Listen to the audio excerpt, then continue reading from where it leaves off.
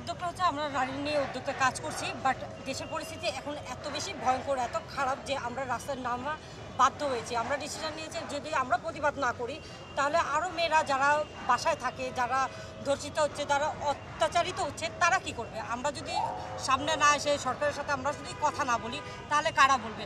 তাহলে আমাদের টিমরা সবাই একটা ডিসিশন নিলাম যে যতদিন এটার বিচার হবে না আমরা আছি আপনাদের সাথে, আমরা সবসময় থাকবো, যে এটার একটা ন্যায় বিচার চাই। আর সবাই বলতেছে যে সবার সামনে একটা বিচার হোক, তাহলে এটা অবশ্যই কমে যাবে আশা করি। আর কম হবে, কিন্তু একটা মানুষের মধ্যে ভয় থাকবে, বাংলাদেশের মানুষদের মধ্যে একটা ভয় দরকার।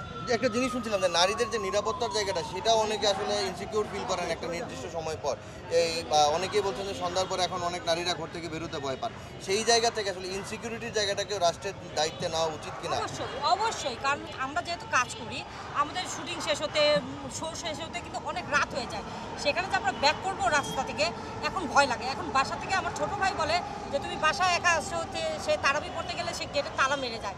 তো এইটা তো একটা সেফটি ব্যাপার যে আমি আমার বাসায় নিরাপদ না, বাসায় একটা অকারেন্স ঘটে যাচ্ছে, নিচে দারোয়ান থাকা অবস্থায় অকারেন্স ঘটে যাচ্ছে, তাহলে সেইটা তো আমি চাই যে আমি নিরাপদ থাকি, আমার মা বোনরাও নিরাপদ থাকুক, অ্যান্ড আমার ভাই বোনরাও নিরাপদ থাকুক। এইটাই সবার কাছে আমার দাবি যে একটা সুষ্ঠু বিচার খুব তাড়াতাড়ি করুন। জীবনের সব আয়োজন এখানে একসাথে। এখন আমরা যারা আছি, বিজনেস করি বা যে কোনো সেক্টরে চাকরি করি, আমাদের কিন্তু রাত করে অনেকের বাড়ি ফিরতে হয়, এটাই কিন্তু নর্মাল। সেখানে আমরা সাহসী নারী বলেই কিন্তু আমরা ঘর থেকে বেরিয়েছি। হ্যাঁ, আমি এটাই মনে করি যে উদ্যোক্তা, চাকরিজীবী যারা সাহসী তারাই ঘর থেকে বের হয়। তো আমরা কিন্তু এখন সন্ধ্যার পরে যারা আমরা সবসময় বলতাম যে আমরা ভয় পাই না, আলহামদুলিল্লাহ আমরা ভয় পাই না, আমরা কাজ করি এবং রাত করে বাড়ি ফিরলে এটা সমস্যা। সেই জায়গা থেকে সন্ধ্যার পরে বাড়ি ফিরতে আমরা এখন কি বলবো যে আমাদের ফ্যামিলিরা 50 বার ফোন দিতে থাকে, আমরা নিজের ওয়ারিড থাকি। আপনি এর মধ্যে দেখেছেন উবার থেকে ধরে বিভিন্ন রকমের, তা আমরা উবারে চড়তে পর্যন্ত সাহস বোধ করছি না। তো এইটা তো একটা জিম্মি, নারীদের আপনি ঘরে জিম্মি করে রাখার মতো অবস্থা হয়ে গেছে। আমরা এখন ঘরের মধ্যে সারাক্ষণ তালা দিয়ে থাকি, যে কোনো একটা মানুষ আসলে আমরা তালা খুলে ঘরে ঢুকে তালা খুলে বের করি। তো এটা তো আসলে এই বাংলাদেশে চিন্তাই করা যায় না যে আমরা নারীরা এরকম তালাবদ্ধ হয়ে থাকবো, তাহলে দেশটা চলবে কিভাবে?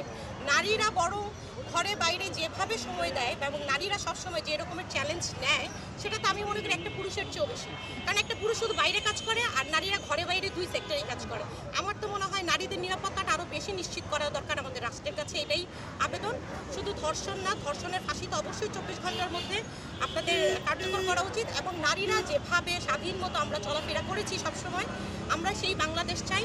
নারীরা দেশের জন্য অনেক কিছু করে, তো আপনাদের কাছে অনুরোধ আমাদের নিরাপত্তা নিশ্চিত করুন।